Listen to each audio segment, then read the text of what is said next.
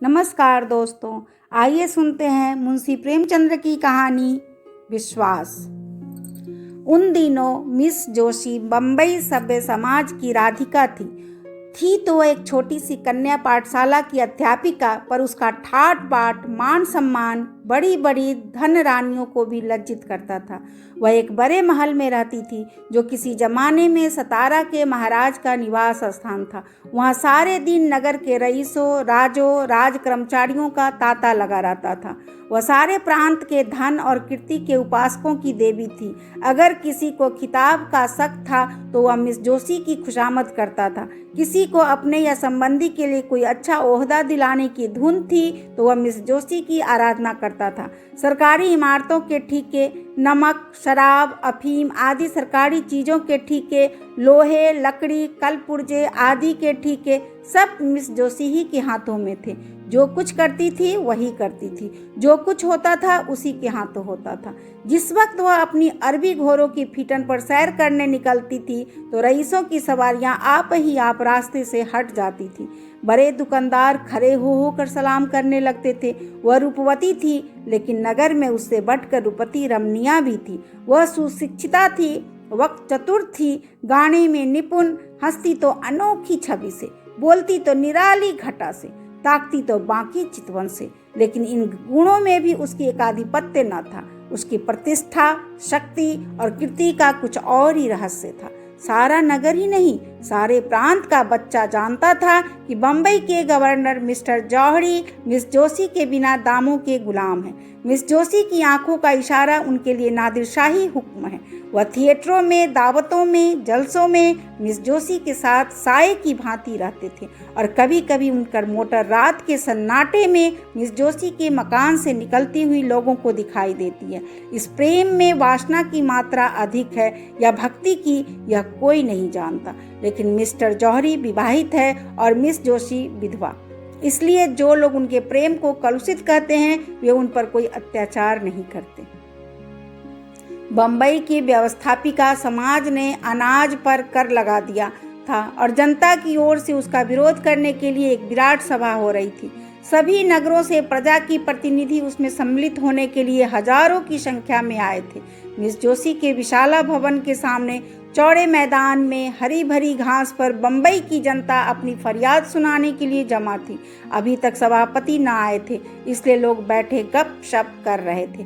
कोई कर्मचारी पर आक्षेप करता था, कोई देश की स्थिति पर, कोई अपनी दीनता पर। अगर हम लोगों में अगड़ने की जरा भी सामर्थ्य होता तो मजाल थी कि यह कर लगा दिया जाता। अधिकारियों का घर से बाहर निकलना मुश्किल हो जाता।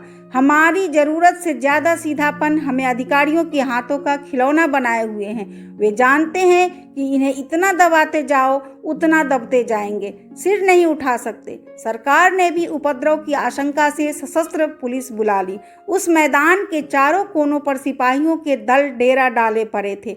उनके अफसर घोड़ों पर सवार, हाथ में हंटर लिए, जनता के बीच में निशंक भाव से घोड़े दौड़ाते फिरते थे, मानो साफ मैदान है। मिस जोशी के ऊंचे बरामदे में नगर के सभी बड़े बड़े रईस और राज्याधिकारी तमाशा देखने के लिए बैठे हुए थे। मिस जोशी मेहमानों का आदर सत्कार कर रही थी और मिस्टर जौहरी आराम कुर्सी पर लेटे इस जनसमूह को घृणा और भय की दृष्टि से देख रहे थे। सहसा सभापति महाशय आपटे एक किराए के तांगे पर आते दिखाई दिए। चारों तरफ हलचल मच गई। लोग उठ उठकर उनका स्वागत करने दौड़े और उन्हें लाकर मंच पर बैठा दिया। आपटे की अवस्था 30-35 वर्ष से अधिक न थी। दुबले पतले आदमी थे। मुख पर चिंता का गाढ़ा रंग चढ़ा हुआ था। बाल भी पक चले थे, पर मुख पर सरल हास्य की रेखा झलक रही थी। वह एक सफ़ेद मोटा कुर्ता पहने थे, न पाँव में जूते थे, न सिर पर टोपी। इस अर्धनग्न, दुर्बल, निस्तेज प्राणी में न जाने कौन सा जादू था कि समस्त जनता उनकी पूजा करती थी। उसके पैरों में न जाने कौन सा जादू था कि समस्त जनता उसकी पूजा करती थी, उसके पैरों पर सिर रगड़ती थी। इस एक प्राणी के हाथों में इतनी शक्ति थी कि वह क्षण मात्र में सारी मिलों को बंद कर सकता था, शहर का सारा कारोबार मिटा सकता था। अधिकारियों को उसके भय से नींद न आती थी। रात को सोते सोते चौंक पड़ते थे। उससे ज्यादा भयंकर जंतु अधिकारियों की दृष्टि में दूसरा नहीं था। ये प्रचंड शासन शक्ति उस एक हड्डी के आदमी से थर थर कांपती थी, क्योंकि उस हड्डी में एक पवित्र, निष्कलंक, बलवान और दिव्य आत्मा का निवास था। आप्टे ने मंच पर खड़े होकर पहले जनता को शांतचित्त रहने और अहिंसा व्रत पालन करने का आदेश दिया। फिर देश में राजनीतिक स्थिति का वर्णन करने लगे। सहसा उनकी दृष्टि सामने मिस जोशी के बरामदे की ओर गई तो उनका प्रजा दुख पीड़ित हृदय तिलमिला उठा। यहाँ अगणित प्राणी अपनी विपत्ति की फरियाद सुनने के लिए जमा थे और वहाँ मेजों पर चाय और बिस्किट, मेवे और फल, बर्फ और शराब की रेल पेल थी। वे लोग इन अभागों को देख देख हंसते और तालियां बजाते थे। जीवन में पहली बार आप्टे की जबान काबू से बाहर हो गई।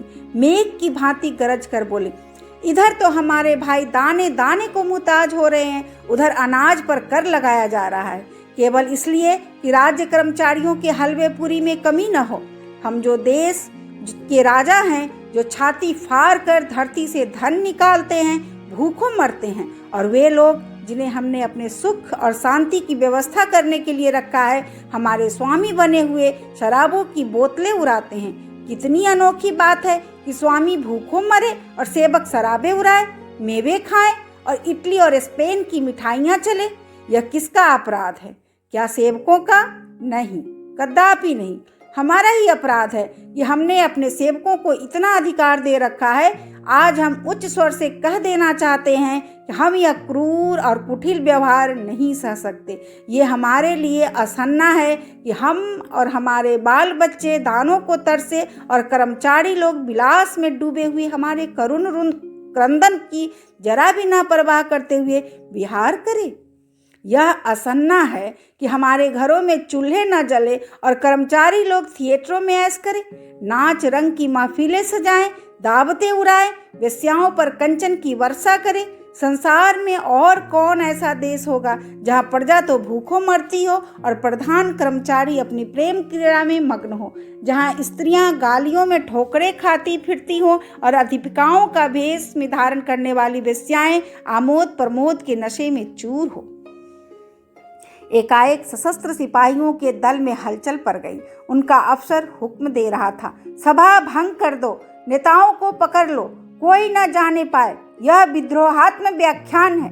मिस्टर जौहरी ने पुलिस के अफसर को इशारे पर बुलाकर कहा, और किसी को गिरफ्तार करने की जरूरत नहीं, आप्टे ही को पकड़ो, वही हमारा शत्रु है। पुलिस ने डंडे चलने शुरू किए और कई सिपाहियों के साथ जाकर अफसर ने आप्टे का गिरफ्तार कर लिया। जनता ने त्योरियां बदली। अपने प्यारे नेता को यूं गिरफ्तार होते देखकर उनका धैर्य हाथ से जाता रहा। लेकिन उसी वक्त आप्टे की ललकार सुनाई दी, तुमने अहिंसा व्रत लिया है और अगर किसी ने उस व्रत को तोड़ा तो उसका दोष मेरे सिर होगा। मैं तुमसे सविनय अनुरोध करता हूँ कि अपने अपने घर जाओ। अधिकारियों ने वही किया जो हम समझते थे। इस सभा से हमारे जो उद्देश्य था वह पूरा हो गया। हम यहाँ बलवा करने नहीं, केवल संसार की नैतिक सहानुभूति प्राप्त करने के लिए जमा हुए थे और हमारा उद्देश्य पूरा हो गया। एक क्षण में सभा भंग हो गई और आप्टे पुलिस की हवालात में भेज दिए गए। मिस्टर जौहरी ने कहा, बच्चा बहुत दिनों के बाद पंजे में आए हैं, राजद्रोह का मुकदमा चलाकर कम से कम 10 साल के लिए अंडमान भेजूंगा। मिस जोशी, इससे क्या फायदा? क्यों, उसको अपने किए की सजा मिल जाएगी। लेकिन सोचिए, हमें इसका कितना मूल्य देना पड़ेगा। अभी जिस बात को गिने गिनाए लोग जानते हैं वह सारे संसार में फैलेगी और हम कहीं मुंह दिखाने लायक नहीं रहेंगे। आप अखबारों में संवाददाताओं की जुबान तो नहीं बंद कर सकते।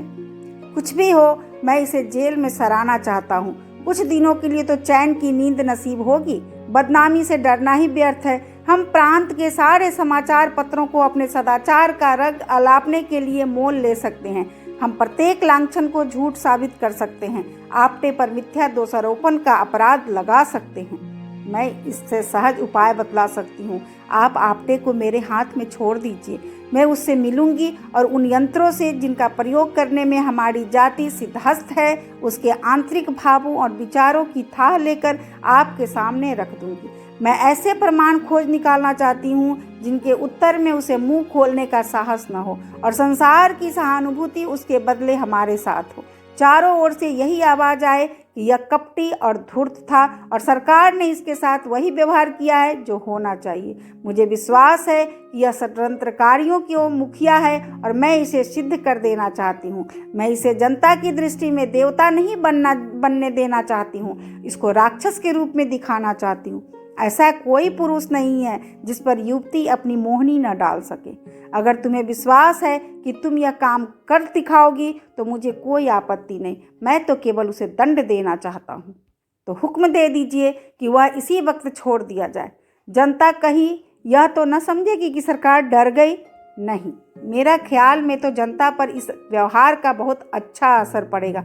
लोग समझेंगे कि सरकार ने जनमत का सम्मान किया है। लेकिन तुम्हें उसके घर जाते लोग देखेंगे तो मन में क्या कहेंगे? नकाब डाल कर जाऊंगी, किसी को कानों कान खबर न होगी। मुझे तो अब भी भय है कि वह तुम्हें संदेह की दृष्टि से देखेगा और तुम्हारे पंजे में ना आएगा। लेकिन तुम्हारी इच्छा है तो आजमा देखो। यह कहकर मिस्टर जौहरी ने मिस जोशी को प्रेममय नेत्रों से देखा, हाथ मिलाया और चले गए। आकाश पर तारे निकले हुए थे। चैत की शीतल सुखद वायु चल रही थी। सामने के चौड़े मैदान में सन्नाटा छाया हुआ था। लेकिन मिस जोशी को ऐसा मालूम हुआ मानो आपटे मंच पर खड़ा बोल रहा है। उसके शांत सौम्य विषादमय स्वरूप उसकी आंखों में समाया हुआ था। प्रातःकाल मिस जोशी अपने भवन से निकली, लेकिन उसके वस्त्र बहुत साधारण थे और आभूषण के नाम पर शरीर पर एक धागा भी न था। अलंकार विहीन होकर उसकी छवि स्वच्छ जल की भांति और भी निखर गई। उसने सड़क पर आकर एक तांगा लिया और चली। आपटे का मकान गरीबियों के एक दूर के मोहल्ले में था। तांगे वाला मकान का पता जानता था। कोई दिक्कत न हुई। मिस जोशी जब मकान के द्वार पर पहुंची तो न जाने क्यों उसका दिल धड़क रहा था। उसने कांपते हुए हाथों से कुंडी खटखटाई। एक अधेड़ औरत निकलकर द्वार खोल दिया।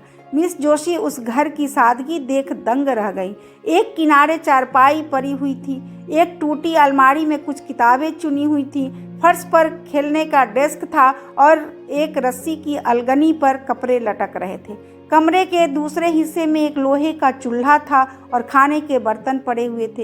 एक लंबा तगड़ा आदमी जो उसी अधेड़ औरत का पति था, बैठा एक टूटे हुए ताले की मरम्मत कर रहा था और एक 5-6 वर्ष का तेजस्वी बालक आपटे की पीठ पर चढ़ने के लिए उनके गले में हाथ डाल रहा था। आपटे इसी लोहार के साथ उसी घर में रहते थे। समाचार पत्रों के लेख लिखकर जो कुछ मिलता उसे दे देते और इस भ्रांति गृह प्रबंध की चिंताओं से छुट्टी पाकर जीवन व्यतीत करते थे।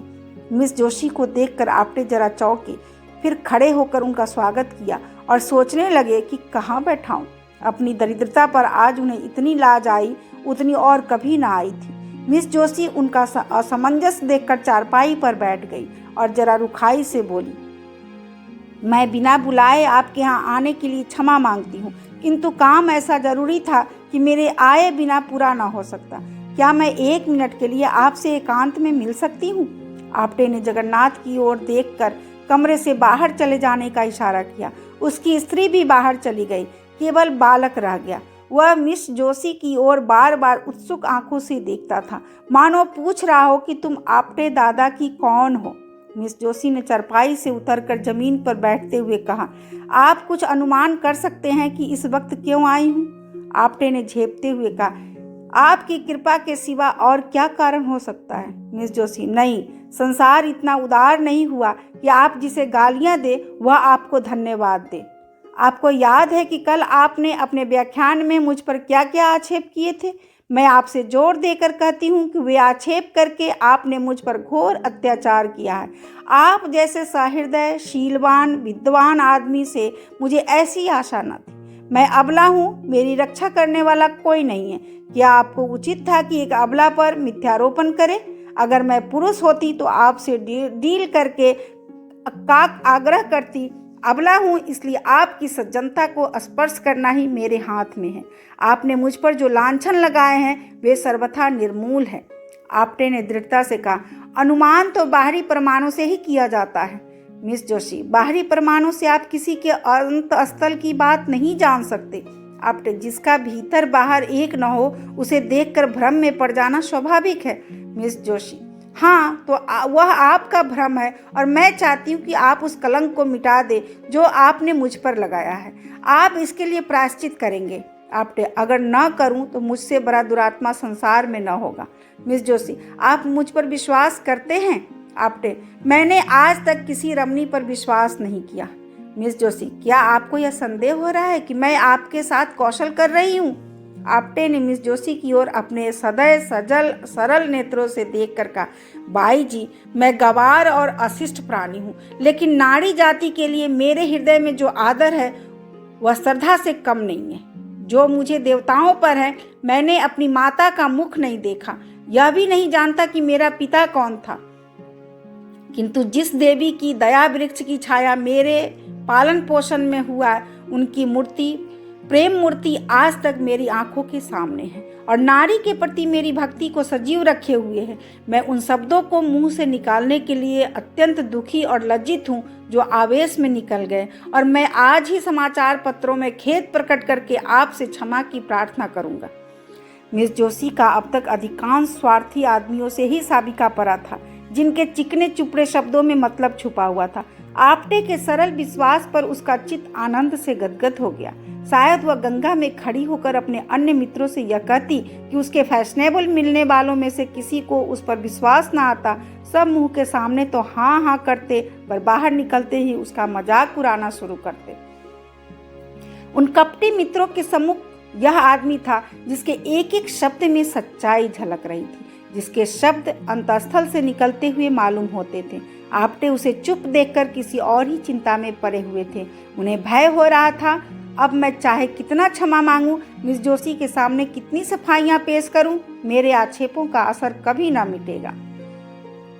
इस भाव से अज्ञात रूप से उन्हें अपने विषय की गुप्त बातें कहने की प्रेरणा की, जो उन्हें उसकी दृष्टि में लघु बना दे, जिससे वह भी उन्हें नीच समझने लगे। उसको संतोष हो जाए कि यह भी कलुषित आत्मा है। बोले, मैं जन्म से अभागा हूँ, माता पिता का तो मुंह ही देखना नसीब न हुआ।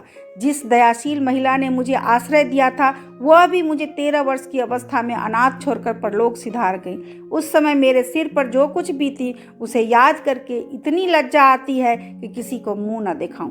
मैंने धोबी का काम किया, मोची का काम किया, घोड़े की साइसी की, एक होटल में बर्तन मांजता रहा, यहाँ तक कि कितनी ही बार क्षुधा से व्याकुल होकर भीख मांगी। मजदूरी करने को बुरा नहीं समझता, आज भी मजदूरी ही करता हूँ। भीख मांगना भी किसी किसी दशा में क्षम्य है, लेकिन मैंने उस अवस्था में ऐसे ऐसे कर्म किए जिन्हें कहते लज्जा आती है। चोरी की, विश्वासघात किया, यहाँ तक कि चोरी के अपराध में कैद की सजा भी पाई। मिस जोशी ने सजल नयन होकर कहा, आज यह सब बातें मुझसे क्यों कर रहे हैं? मैं इनका आलेख करके आपको कितना बदनाम कर सकती हूँ, इसका आपको भय नहीं है? आपटे ने हंसकर कहा, नहीं, आपसे मुझे भय नहीं है मिस जोशी। अगर मैं आपसे बदला लेना चाहूँ तो? आपटे, जब मैं अपने अपराध पर लज्जित होकर आपसे क्षमा मांग रहा हूँ तो मेरा अपराध रहा ही कहाँ जिसका आप मुझसे बदला लेंगी? इससे तो मुझे भय होता है कि आपने मुझे क्षमा नहीं किया, लेकिन यदि मैंने आपसे क्षमा न मांगी तो मुझसे बदला न ले सकती। बदला लेने वाले की आंखें यूँ सजल नहीं हो जाया करती। मैं आपको कपट करने के अयोग्य समझता हूँ। आप यदि कपट करना चाहती तो यहाँ कभी ना आती। मिस जोशी, मैं आपका भेद लेने के लिए ही आई हूँ।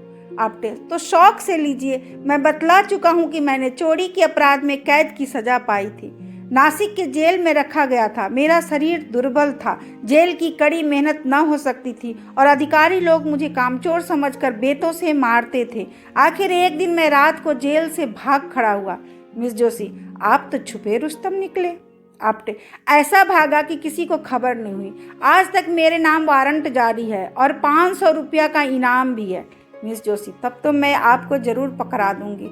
आपटे, तो फिर मैं आपको अपना असल नाम भी बता देता हूँ। मेरा नाम दामोदर मोदी है। यह नाम तो पुलिस से बचने के लिए रख छोड़ा है। बालक अब तक तो चुपचाप बैठा हुआ था। मिस जोशी के मुंह से पकड़ाने की बात सुनकर वह सजग हो गया। उन्हें डांट कर बोला, हमारे दादा को कौन पकड़ेगा? मिस जोशी, सिपाही, और कौन? बालक, हम सिपाही को मारेंगे। यह कहकर वह एक कोने से अपने खेलने वाला डंडा उठा लाया और आपटे के पास विरोचिता भाव से खड़ा हो गया, मानो सिपाहियों से उनकी रक्षा कर रहा है। मिस जोशी, आपका रक्षक तो बड़ा बहादुर मालूम होता है।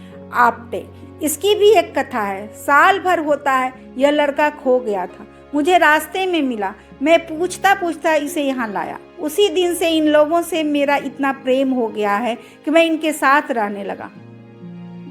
मिस जोशी, आप अनुमान कर सकते हैं कि आपका वृत्तांत सुनकर मैं आपको क्या समझ रही हूँ? आपटे, वही जो मैं वास्तव में हूँ, नीच, कमीना, धूर्त।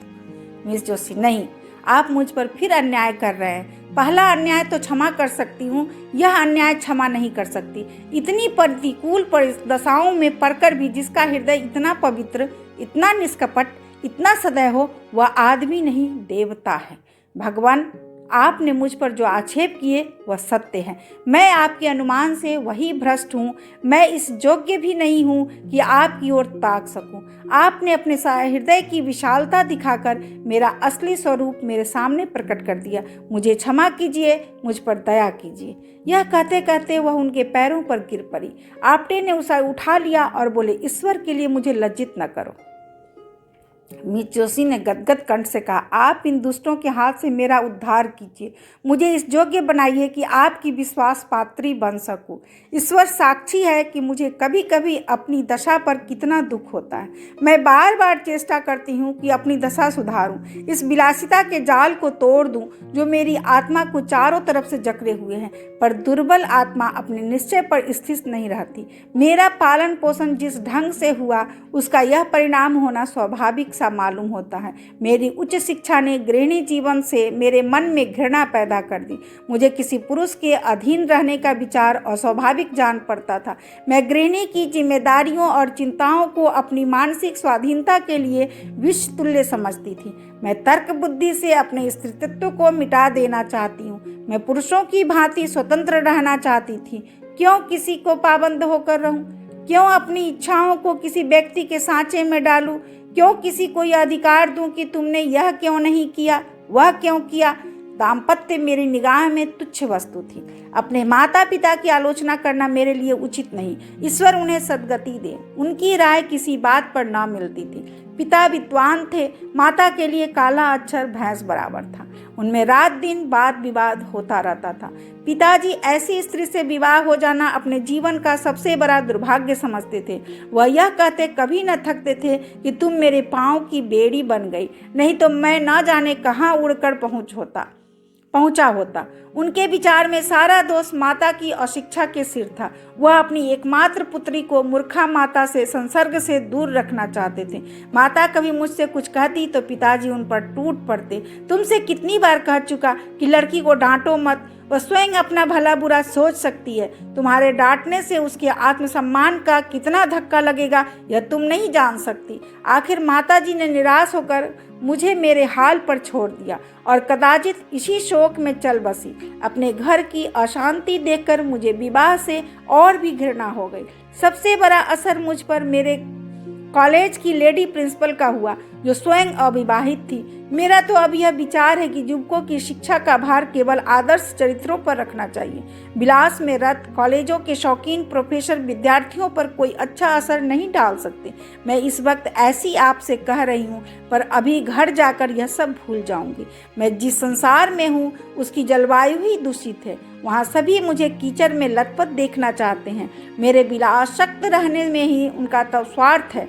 आप वह पहले आदमी हैं जिसने मुझ पर विश्वास किया है, जिसने मुझसे निष्कपट व्यवहार किया है। ईश्वर के लिए अब मुझे भूल ना जाइएगा। आपटे ने मिस जोशी की ओर वेदनापूर्ण दृष्टि से देखकर कहा, अगर मैं आपकी कुछ सेवा कर सकूं तो यह मेरे लिए सौभाग्य की बात होगी। मिस जोशी, हम सब मिट्टी के पुतले हैं, कोई निर्दोष नहीं। मनुष्य बिगड़ता है तो परिस्थितियों से या पूर्व संस्कारों से। परिस्थितियों का त्याग करने से ही बच सकता है। संस्कारों से गिरने वाले मनुष्य का मार्ग इससे कहीं कठिन है। आपकी आत्मा सुंदर और पवित्र है, केवल परिस्थितियों ने उसे कोहरे की भांति ढक लिया है। अब विवेक का सूर्य उदय हो गया है। ईश्वर ने चाहा तो कोहरा भी फट जाएगा, लेकिन सबसे पहले उन परिस्थितियों का त्याग करने को तैयार हो जाइए। मिस जोशी, यही आपको करना होगा। आपटे ने चुभती हुई निगाहों से देखकर कहा, वैद्य रोगी को जबरदस्ती दवा पिलाता है। मिस जोशी, मैं सब कुछ करूंगी, मैं कड़वी से कड़वी दवा पीऊंगी यदि आप पिलाएंगे। कल आप मेरे घर आने की कृपा करेंगे? शाम को? आपटे, अवश्य आऊँगा। मिस जोशी ने विदा देते हुए कहा, भूलिएगा नहीं, मैं आपकी राह देखती रहूंगी। अपने रक्षक को भी लाइएगा। यह कहकर उसने बालक को गोद में उठाया और उसे गले से लगाकर बाहर निकल आई। गर्भ के मारे उसके पांव जमीन पर न पड़ते थे, मालूम होता था हवा में उड़ी जा रही है। प्यास से तड़पते हुए मनुष्य को नदी का तट नजर आने लगा था। दूसरे दिन प्रातःकाल मिस जोशी ने मेहमानों के नाम दावती कार्ड भेजे और उत्सव मनाने की तैयारियां करने लगी। मिस्टर आपटे के सम्मान में पार्टी दी जा रही थी। मिस्टर जौहरी ने कार्ड देखा तो मुस्कुराए। अब महाशय इस जाल से बचकर कहाँ जाएंगे? मिस जोशी ने उन्हें फंसाने के लिए यह अच्छी तरकीब निकाली। इस काम में निपुण मालूम होती है। मैंने समझा था आपटे चालाक आदमी होगा, मगर इन आंदोलनकारी विद्रोहियों का बकवास करने की सिवा और क्या सूझ सकती है। 4 ही बजे मेहमान लोग आने लगे। नगर के बड़े बड़े अधिकारी, बड़े बड़े व्यापारी, बड़े बड़े विद्वान, समाचार पत्रों के संपादक अपनी अपनी महिलाओं के साथ आने लगे। मिस जोशी ने आज अपने अच्छे से अच्छे वस्त्र और आभूषण निकाले हुए थे। जिधर निकल जाती थी मालूम होता था अरुण प्रकाश की छटा चली आ रही है। भवन में चारों ओर सुगंध की लपटें आ रही थी और मधुर संगीत की ध्वनि हवा में गूंज रही थी। 5 बजते बजते मिस्टर जौहरी आ पहुंचे और मिस जोशी से हाथ मिलाते हुए मुस्कुरा कर बोले, जी चाहता है तुम्हारे हाथ चूम लूं। अब मुझे विश्वास हो गया है कि यह महाशय तुम्हारे पंजे से नहीं निकल सकते। मिसेज पेटिट बोली, मिस जोशी दिलों का शिकार करने के लिए ही बनाई गई है। मिस्टर सौराब जी, मैंने सुना है आपटे बिल्कुल गंवार सा आदमी है। मिस्टर भरूचा, किसी यूनिवर्सिटी में शिक्षा ही नहीं पाई, सभ्यता कहाँ से आती। मिस्टर भरूचा, आज उसे खूब बनाना चाहिए। महंत वीरभद्र दाढ़ी के भीतर से बोले, मैंने सुना है नास्तिक है, वर्णाश्रम धर्म का पालन नहीं करता। मिस जोशी, नास्तिक तो मैं भी हूँ, ईश्वर पर मेरा भी विश्वास नहीं है।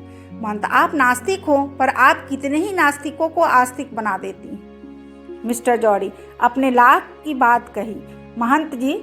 मिसेज भरूचा, क्यों महंत जी, आपको मिस जोशी ही ना आस्तिक बनाया है क्या? सहसा आपटे लोहार के बालक की उंगली पकड़े हुए भवन में दाखिल हुए। वह पूरे फैशनेबल रईस बने हुए थे। बालक भी किसी रईस का लड़का मालूम होता था। आज आपटे को देखकर लोगों को विदित हुआ कि वह कितना सुंदर सजीला आदमी है। मुख से शौर्य निकल रहा था, पोर पोर से शिष्टता झलकती थी। मालूम होता था वह इसी समाज में पला है। लोग देख रहे थे कि वह कहीं चूके और तालियां बजाए, कहीं कदम फिसले और कहे लगाए, पर आपटे मंचे हुए खिलाड़ी की भांति जो कदम उठाता था वह सधा हुआ, जो हाथ दिखलाता था वह जमा हुआ। लोग उसे पहले तुच्छ समझते थे, अब उससे ईर्ष्या करने लगे, उस पर फबतियां उड़ानी शुरू की। लेकिन आपटे इस कला में भी एक ही निकला। बात मुंह से निकली और उसने जवाब दिया, पर उसके जवाब में मालिन्य या कटुष्टता का लेश भी न होता था। उसका एक एक शब्द सरल, स्वच्छ, चित्त को प्रसन्न करने वाले भावों में डूबा हुआ होता था। मिस जोशी उसकी वाक्य चातुरी पर फूल उठती थी। सौराब जी, आपने किस यूनिवर्सिटी से शिक्षा पाई थी? आपने यूनिवर्सिटी में शिक्षा पाई होती तो आज मैं भी शिक्षा विभाग का अध्यक्ष होता। मिसेज भरूचा, मैं तो आपको भयंकर जंतु समझती थी। आपटे ने मुस्कुरा कर कहा, आपने मुझे महिलाओं के सामने न देखा होगा। सहसा मिस जोशी अपने सोने के कमरे में गई और अपने सारे वस्त्राभूषण उतार फेंके। उसके मुख से शुभ्र संकल्प का तेज निकल रहा था। नेत्रों से दबी ज्योति प्रस्फुटित हो रही थी, मानो किसी देवता ने उसे वरदान दिया हो। उसने सजे हुए कमरे को घृणा से देखा, अपने आभूषणों को पैरों से ठुकरा दिया और एक मोटी साफ साड़ी पहनकर बाहर निकली। आज प्रातःकाल ही उसने यह साड़ी मंगा ली थी। उसे यह नए वेश में देखकर सब लोग चकित हो गए। काया पलट कैसी! सहसा किसी की आंखों को विश्वास न आया, किंतु मिस्टर जौहरी बंगले बजाने लगे। मिस जोशी ने इसे फंसाने के लिए यह कोई नया स्वांग रचा है। मित्रों, आपको याद है परसों महाशय आपटे ने मुझे कितनी गालियां दी थी? यह महाशय खरे हैं। आज मैं इन्हें उस दुर्व्यवहार का दंड देना चाहती हूँ। मैं कल इनके मकान पर जाकर इनके जीवन के सारे गुप्त रहस्यों को जान आई।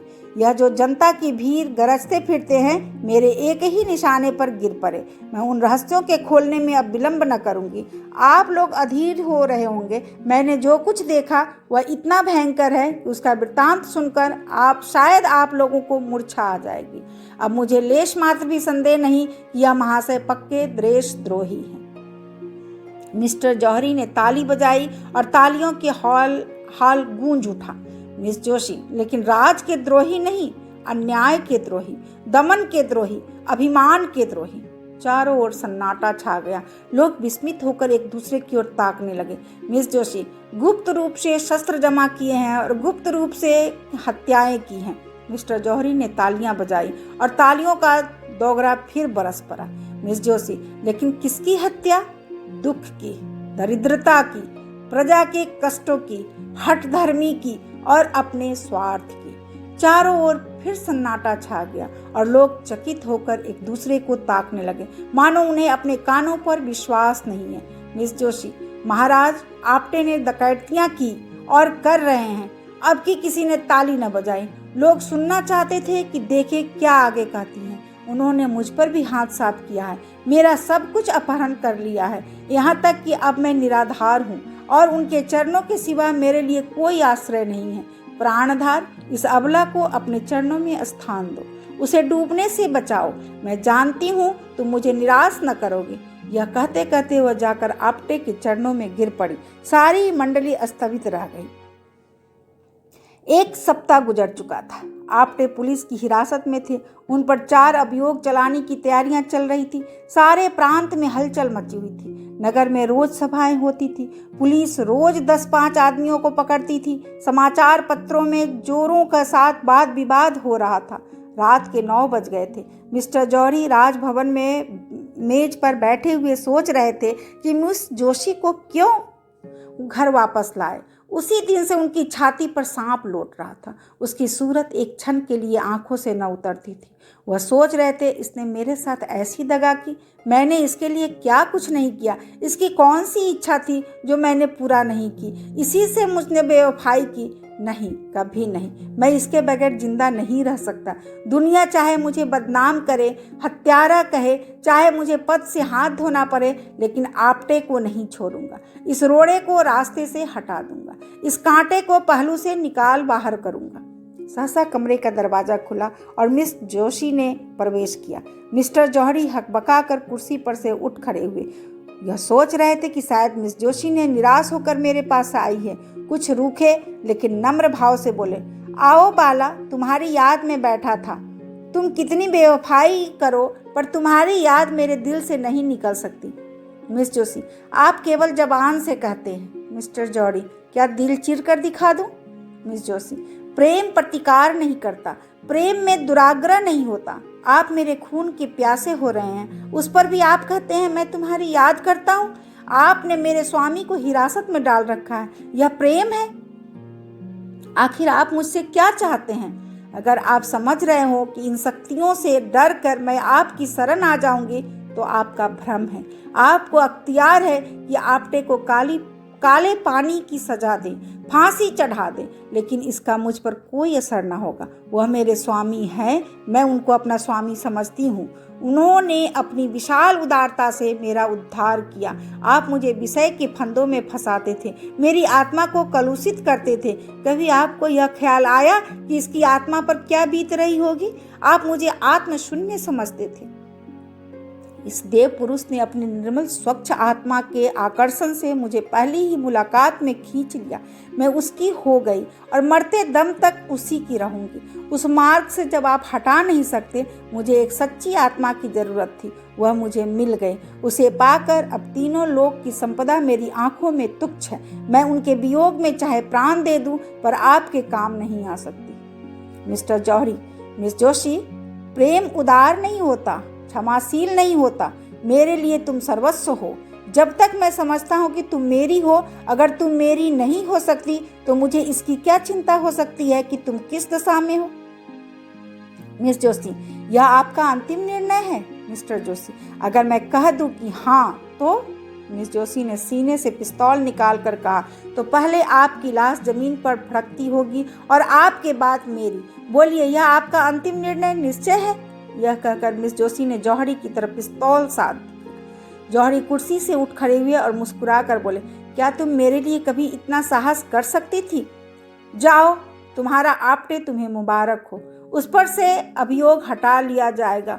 पवित्र प्रेम ही में यह साहस है।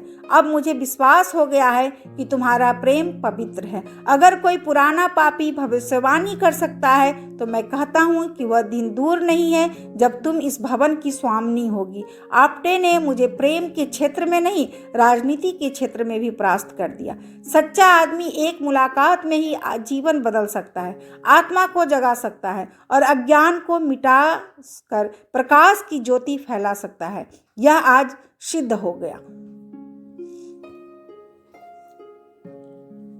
अभी आप सुन रहे थे मुंशी प्रेमचंद्र की कहानी विश्वास। धन्यवाद।